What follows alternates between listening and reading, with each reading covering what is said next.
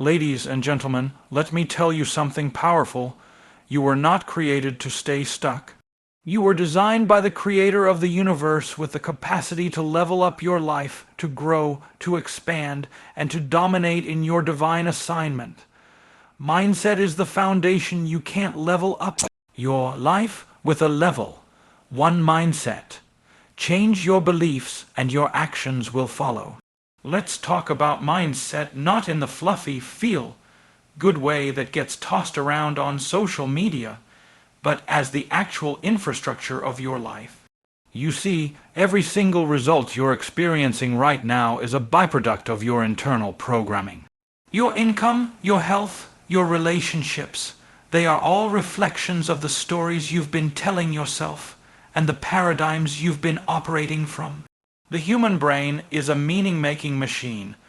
It doesn't just observe reality, it interprets it, filters it, and codes it based on past beliefs. If you were raised in a scarcity mindset, chances are you see opportunity as a risk instead of a reward. If you believe you're not enough, you will subconsciously sabotage every next level that contradicts that belief, even if you're qualified. And here's the truth, your subconscious doesn't care whether your beliefs are true. It only cares whether they are familiar. So unless you take conscious control and start rewriting those internal narratives, your default programming will run your life, and you'll call it fate. The philosopher Epictetus said, "Men are disturbed not by events, but by the view which they take of them." That's ancient wisdom with modern application. Two people can experience the same event and come out with entirely different outcomes because it's not what happens to you. It's how you interpret what happens to you. Transformation doesn't begin with your circumstances, it begins with your consciousness. Want to level up your life? Start by leveling up your lens. Upgrade the software, and the hardware will follow. When you master your mind, you liberate your life. Discipline over motivation. Motivation is fleeting. Discipline is what gets you results when motivation fades. Let's be real, motivation is unreliable. It's emotional. It's inconsistent. It shows up when it feels like it, and disappears the moment life gets uncomfortable. If you're depending on motivation to change your life, you're already losing, because high achievers don't rely on feelings. They rely on systems, on structure, on discipline. Discipline is the decision to act according to your values, not your moods. And that's not just some productivity hack, that's a philosophical principle. Aristotle said, "We are what we repeatedly do." Excellence, then, is not an act but a habit. Discipline is the bridge between your potential and your performance. It's what turns intention into execution. Let's bring this down to earth. Everybody wants the results. Everybody wants the fit body, the business success, the financial freedom, the peace of mind, but only a few are willing to endure the repetition of small, often boring, consistent action. Discipline means showing up when no one is watching. It's keeping the promises you make to yourself long after the emotion you made them in is gone. And here's where it gets deep. When you lack discipline, you train yourself to distrust your own word. You break internal contracts, and that erodes your confidence. But every act of discipline is a deposit into your identity. It's evidence that you are becoming the person you said you would be. Motivation will hype you up for a moment. Discipline will build you up for a lifetime. If you want freedom, first master structure, because the life you crave is hidden inside the habits you avoid. Skill multiplication equals wealth. The more value you bring to the marketplace, the more rewards you receive. Learn, grow, multiply your skills. Let's talk about value and how it's created, not wished for. You don't get paid for your time. You get paid for the value you bring in that time. This is where personal development shifts from inspiration to economics. If you want to level up your life, you have to multiply your skill set. not just add to it, multiply it. The marketplace doesn't care how hard you work if your work doesn't solve a meaningful problem. That's a hard truth. Value is created when skill meets demand. And here's the good news. Skills are not handed out at birth. They're learned, sharpened, stacked, and multiplied. Communication plus leadership, strategy plus execution, creativity plus discipline. When you start combining high-impact abilities, your perceived value increases exponentially, not incrementally. Now, this isn't just about money.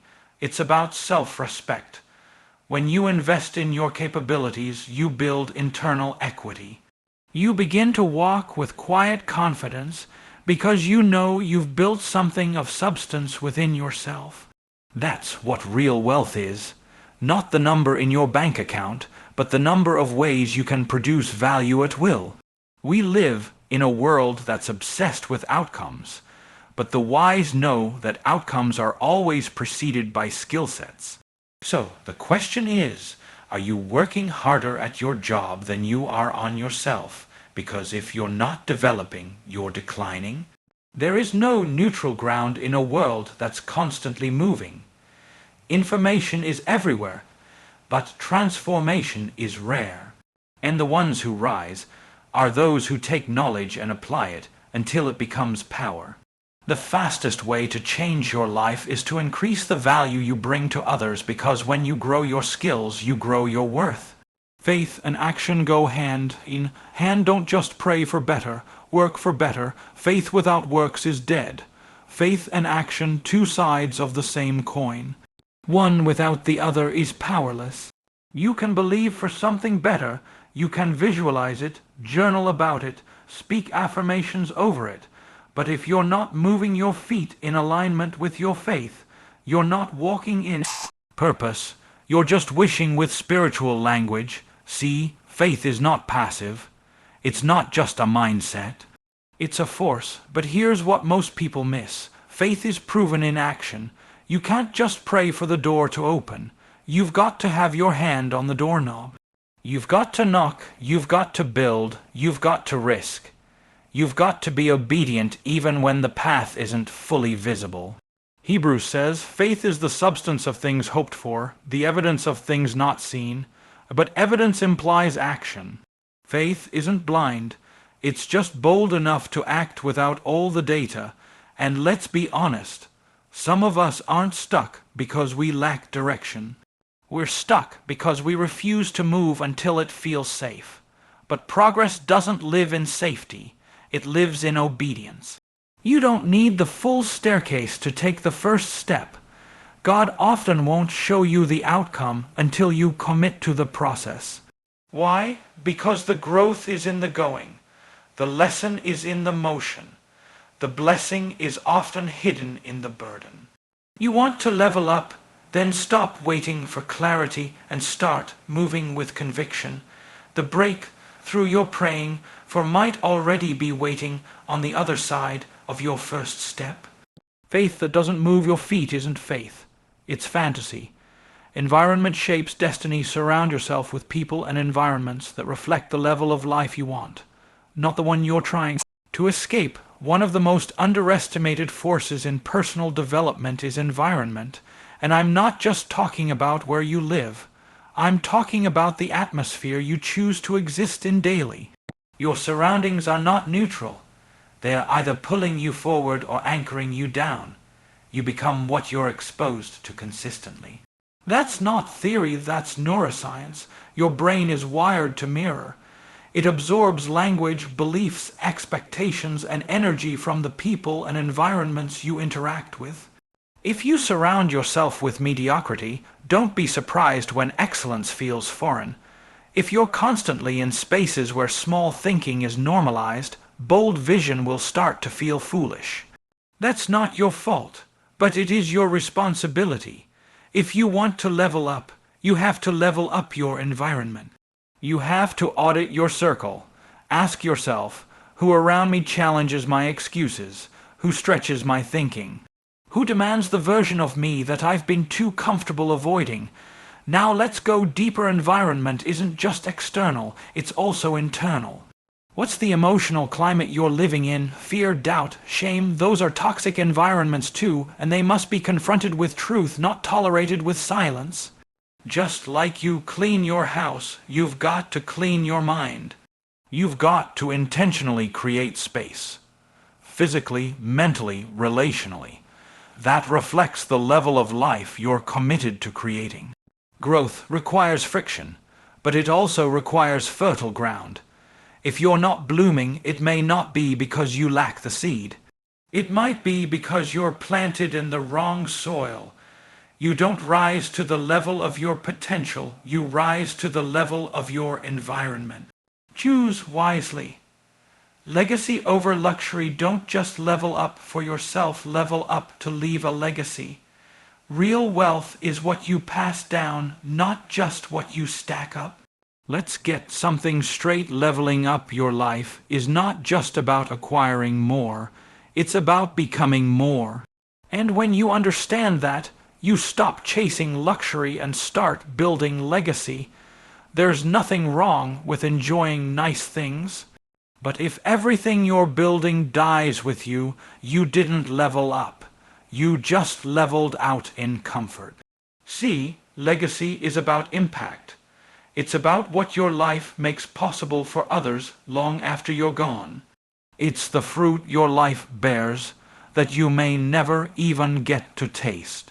When you invest in yourself, when you develop discipline, multiply your skills, walk by faith, elevate your environment, it's not just for you. It's for your children, your community, your calling. One of the greatest tragedies in life is to spend decades climbing a ladder only to realize it was leaning against the wrong wall. Success without purpose is emptiness. That's why this journey of personal growth must always be tied to something bigger than ego. It must be tied to service, to generational transformation, to a vision that outlives your timeline. And let me tell you something, deep legacy isn't what you leave behind. It's what you build into people while you're still here. It's how you show up, it's what you model, it's the standards you hold, the courage you display, the love you give. That's what lasts. So don't just think about how to level up your income. Think about how to level up your impact. Because at the end of the day, you don't take anything with you, but you can leave something in motion that keeps moving long after you've left the room. Luxury fades, legacy echoes. Build what will outlive you.